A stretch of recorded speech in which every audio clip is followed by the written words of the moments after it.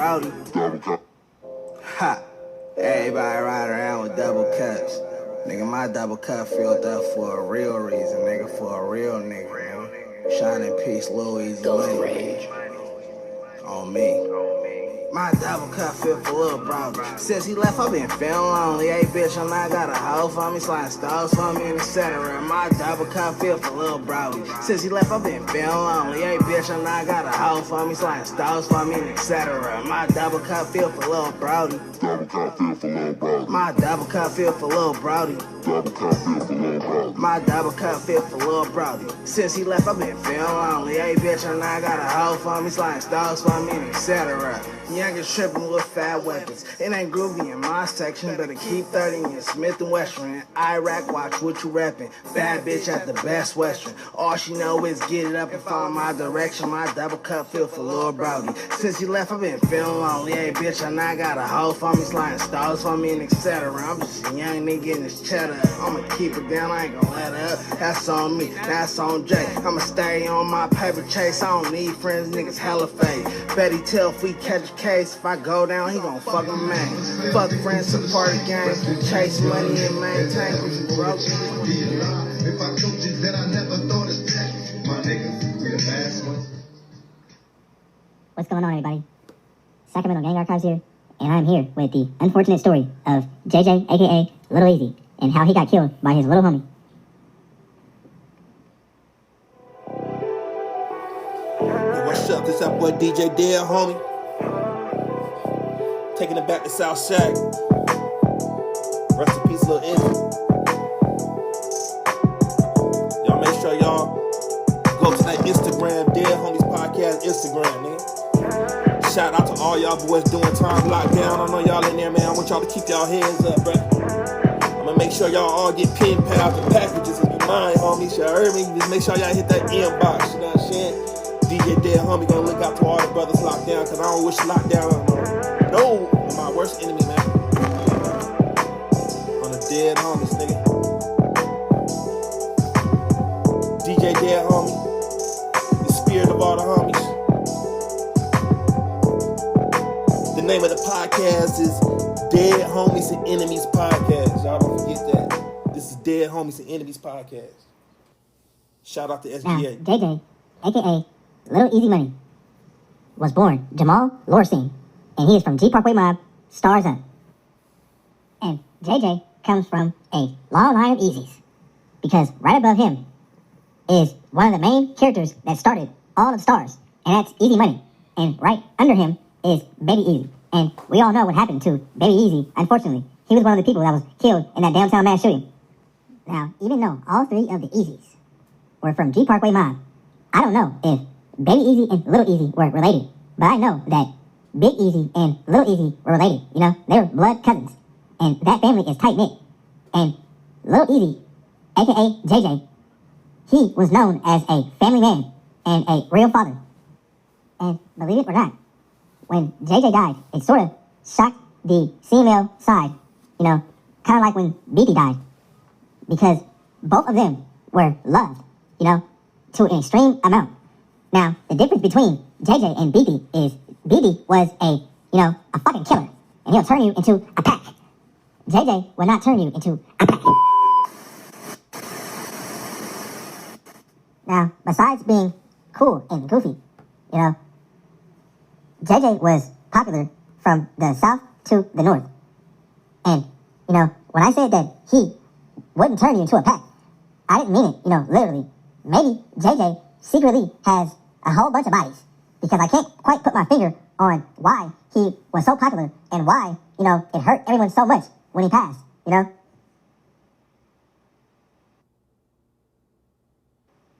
Now, one thing that stood out from Lil EZY is that he was not broke. And I don't think he was riding around turning the Oak Park Zilla and Fab members into packs. I think he was honestly just riding around getting money. Now, I don't know what JJ used to do for money, but all I know is what he did for some money one particular night led to him being where he's at right now. Now, most of you guys did not know that JJ was real good with No Good, the top boss. And for whatever reason, guys, No Good, JJ, and a Stars Up member by the name of DC. Now, I don't know if this person was a part of the long line of Ezys, but JJ had a alleged little homie by the name of DJ. Around 5 p.m. on December 15, 2014, 3 African-American males entered the Baidu Foot and Body Massage Parlor and robbed 2 female employees at gunpoint. The men took Person Al property and cash from the employees. They also took, among other things, a bag from the store containing store receipts and around $3,000 to $5,000 in cash. During the robbery, both females were pistol whipped and physically assaulted. One of the men also threatened to kill the employees. At trial, defendant testified on his own behalf while his co-defendants, Cooper and Ira Swanson, exercised their constitutional right to remain silent. When defendant testified, he admitted that he participated in the robbery. He explained that he and 4 other men drove to the massage parlor in a Ford Expedition. The driver of the vehicle, Cornelius Houston, and Gemma Lahersing stayed in the vehicle, while defendant, Cooper, and Swanson went inside. Defendant admitted that he had a revolver and was wearing a striped shirt during the robbery. He also admitted that he struck one of the female employees with his revolver.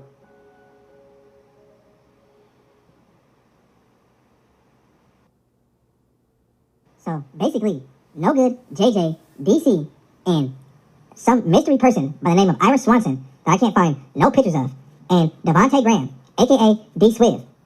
Now, D Swiv is from the Heights, right along with No Good. And remember, JJ's popularity stretched from north to the south, like I said.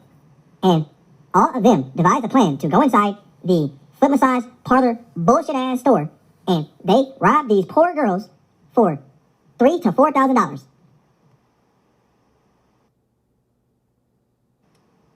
Now, I don't know how smart they thought robbing a fucking massage parlor was, but after these heistmen did their heist, they drove off of the famous Trigger Mob block of Edison to split the proceeds.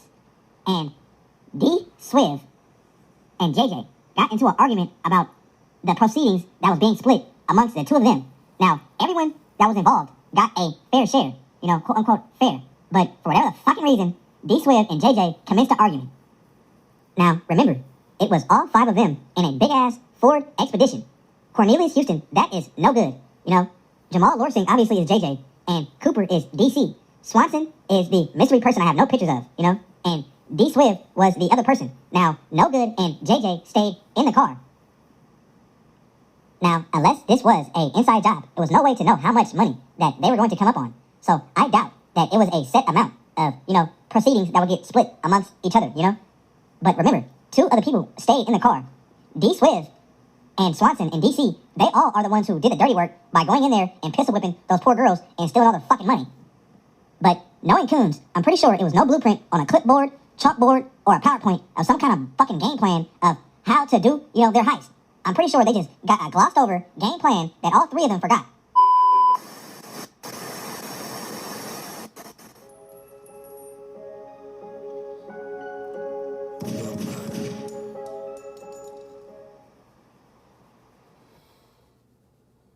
Now, they ended up in the Ardent Arcade area. Well, really, they just stayed there because the massage parlor is also in the Ardent Arcade area. And they ended up at one of the heistmen's apartment complex. But before they even went inside, they argued outside about the proceedings, such as Swiv and JJ. Now, what fucking sucks for D Swiv is that it was a lady by the name of Yolanda Sanders that was on the 2nd floor of the apartment complex on Bell Street. She was smoking a Newport with her bonnet on, watching the whole entire fucking thing when these idiots pulled up and, were arguing about some money they just robbed from a store. Hell loud. Fuck. Now, I don't know what made the situation go as far as it did and passed an argument, but D Swiv pulled out his soul-snatching apparatus and turned JJ into a pack. Shot him about 5 times, and JJ just laid there to die. Also, it is rumored that he shot No Good on accident in the arm. Now, I would imagine they were already arguing before they pulled up and started arguing in front of that old lady. Because further down the line, after D Swiv had shot fucking JJ, D Swift had went to JJ's mom's house and personally told them that JJ, while they were arguing, pulled out his gun and basically said and demanded how much he was going to get. But if you guys remember, in the report, it said that they got away with $3,000 to $5,000 in cash. But when the police or the coroner or forensics, whatever the fuck, went through JJ's pocket after he had died, they found some receipts from the massage parlor and $742 in cash. Now, I ain't no detective, but the money that was reportedly stolen and the money that was found in JJ's pocket and then the amount of coons that were a part of the robbery, you know, it all just seems like it adds up when you do this on this calculator.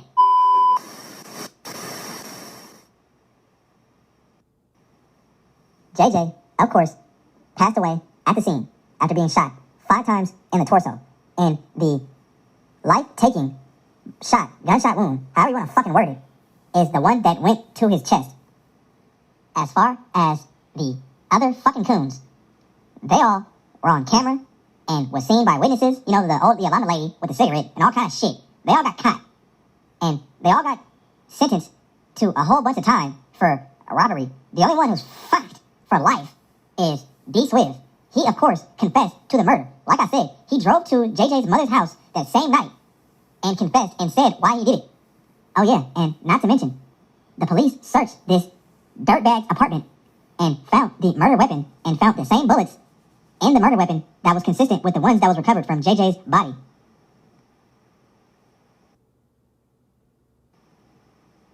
There is no way that they just randomly robbed a foot massage parlor, or whatever the fuck that shit was. This is not the 90s. I think whoever those girls were set up and robbed. And also, I think that JJ and No Good crashed the fuck out of the other 3 people that actually went in there. Now, do I believe that JJ pulled his gun out and demanded some money or more money from D Swift? I don't know, and I don't give a fuck because it's too late. He already shot and killed JJ, you know. He could have gave him the money or fought over the money, you know. But it's too late. Anything that he says is not credible, especially if I was the fucking mother. I just feel like that whole night was, you know, somewhat avoidable. And it was just a whole fucking mess. From the robbery to the participants in the robbery and what and who they are robbing. And, you know, the amount of money that they were going to get from that. And, guys, it just was all fucking stupid. It all led to a little homie killing his big homie over $746. What the fuck? It's gotta be deeper than that. Gotta be deeper than that, bro. Guys, if it's one thing you learn and pick up and notice from my channel and watching my videos, is that gangbanging fucking sucks, guys. At the end of the fucking day, even the middle of the damn day, the fuck, this shit's just a fucking mess. And it'd be a whole bunch of back doors and front doors and side doors, all this shit. And look at that long line of Ezys, you know? 2 are dead, and 1 is paralyzed for life. Guys, just think about how bad gangbanging and hanging around gangbangers and having gangbanger friends fucking suck. It's no honor amongst thieves. All these motherfuckers are untrustworthy as fuck. One more thing that is kind of sad, guys. That is extremely sad, actually. When JJ's mother went to go get his belongings, she got his grill out of his mouth, you know? And you can still see the bloodstains from when he was bleeding out of his mouth on his grill. Still, she even made a Facebook post saying how she can see the burn marks from the holes in his jacket and all kinds of shit that would make a mother think extremely too hard about what the fuck just happened to her son, you know? Gangbanging, guys, just fucking sucks. And living the life of a coon, you know, it doesn't have too many outcomes versus a grave or a sale, guys. It's as simple as that. You can't change history. SGA, I'm out. Since he left, I've been feeling lonely. Hey, bitch, I'm not got a hoe for me, sliding stars for me, and etc. My double cup feel for Lil Brody. Since he left, I've been feeling lonely. Hey, bitch, I'm not got a hoe for me, sliding stars for me, and etc. My double cup feel for Lil Brody. Double cup feel for Lil Brody. My double cup feel for Lil Brody. Double cup feel for Lil Brody. My double cup feel for Lil Brody. Since he left, I've been feeling lonely. Hey, bitch, I'm not got a hoe for me, sliding stars for me, and etc. That's on dead, homies. Slick, homies. I put it on my dead, homies.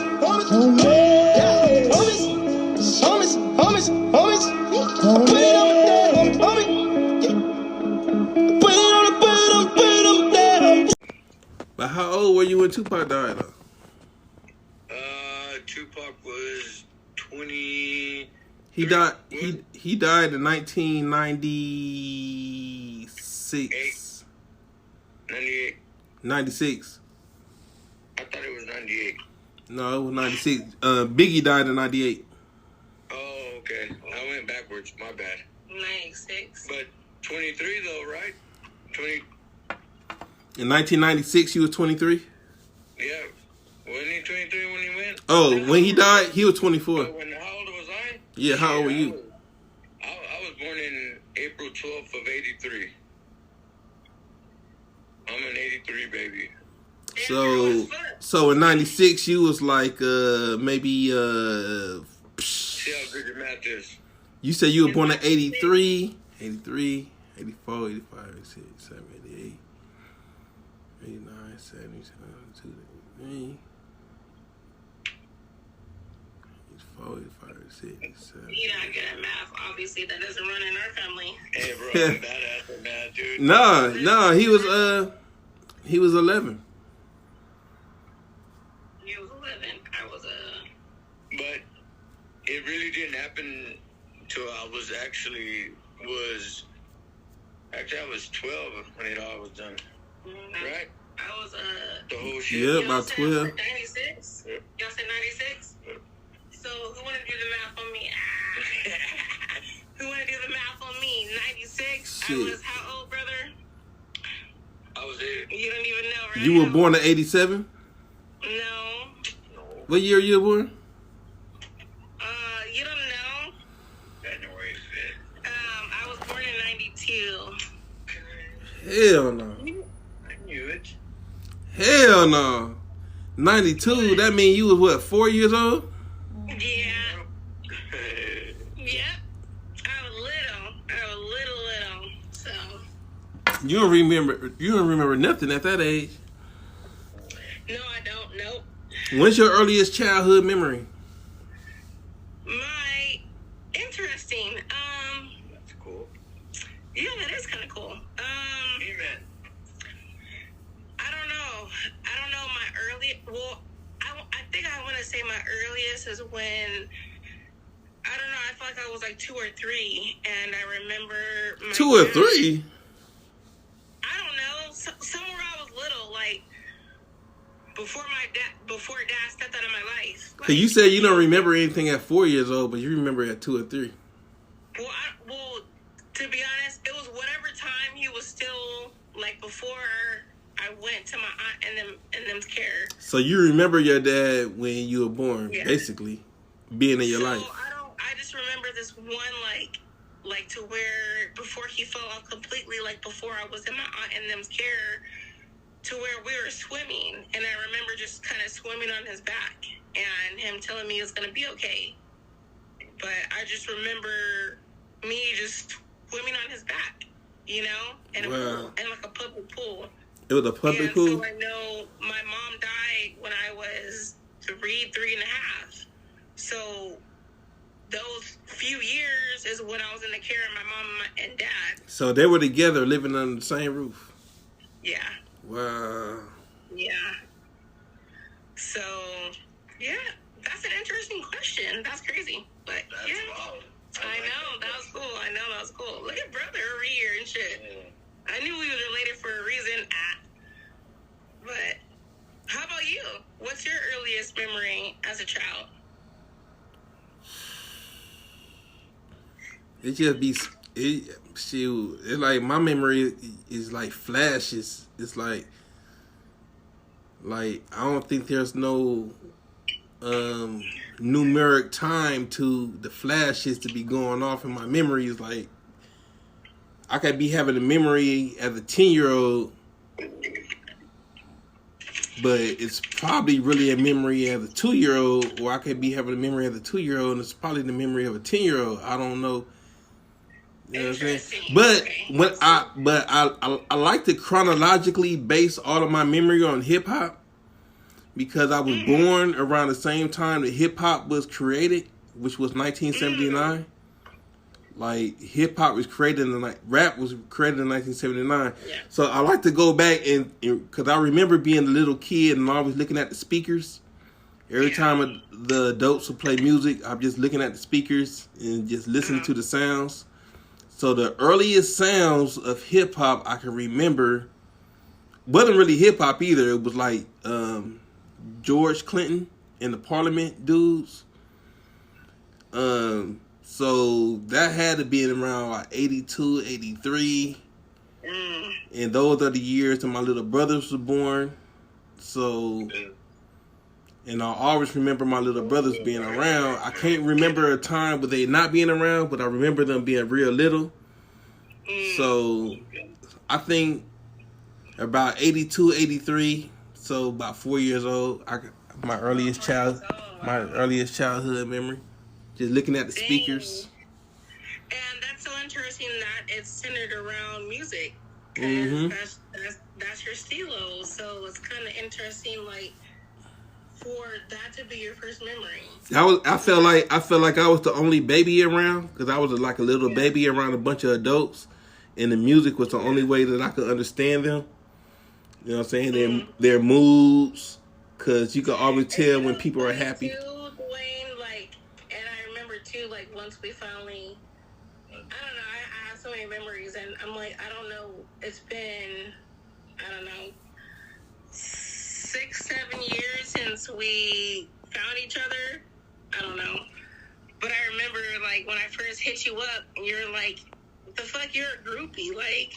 And I was like, I'm not a groupie. I don't even know who you are. You remember that? No, I didn't say you was a groupie. I said I didn't know if you were a groupie because I'm always getting people hitting me in my inbox talking about, hey, I'm related. Hey, I know you. Hey. No, like I've never even heard of this guy. What do you mean, groupie? Yeah, Like, I thought you was a random person with the last name Thompson, because that's what I always get. It's always somebody with the last name Thompson. Even when we first moved to Florida, I know I don't have no family out there, and the people in that town used to be like, "We know some Thompsons. What's your last name, Thompson? There's some Thompsons around the corner. You can whoop whoop whoop." I'm like, "Sir, I don't know. I don't have any family out here in Florida in this country ass town." Yeah, man. That's crazy, yeah. But interesting, right? But then we got past all that, and then I still have that same picture. Like, I don't know, the way just stuff happens was just weird. Like it's so weird. And I remember too, you don't do this anymore, right? You don't go by Cameron, right? Dude, I remember like you're just. I remember. I don't know if you remember Dwayne, but I remember us finally. Finally. Bruh. You put the camera back on? Me, you, and Dad talking on three-way, and finally, like, yeah, this is legit. We're all fucking Bruh. family. And then coming to find out, The you code. were here hanging out with his sisters and uncles, and I'm like, how the fuck have you not met Dad, but you over here hanging out with the family, and then you were going by Cameron, and dude, it was so crazy, and then Put the just. code. Do you see the I don't see nothing in the video. I'm trying to put the camera on. The bride don't want to put the code in there. The bride, what's the code? She done fell asleep on me. What's the code to the camera? You know what? I'm just gonna call you on my phone. Or call me. Or call my phone, the bride. I mean, Katara. Yeah.